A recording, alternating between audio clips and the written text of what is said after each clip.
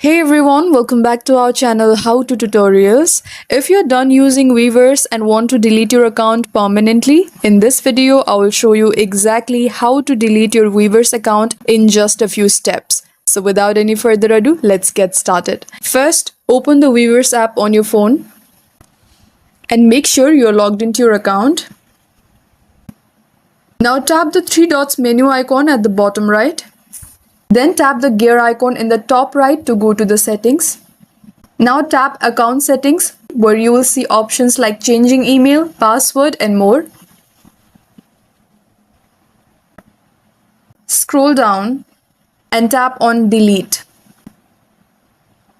Weverse will now ask you to confirm and explain that deletion is permanent.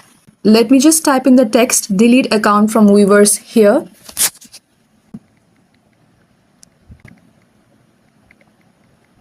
Once done, tap Delete Account from Weverse. A confirmation prompt will appear. Tap Delete.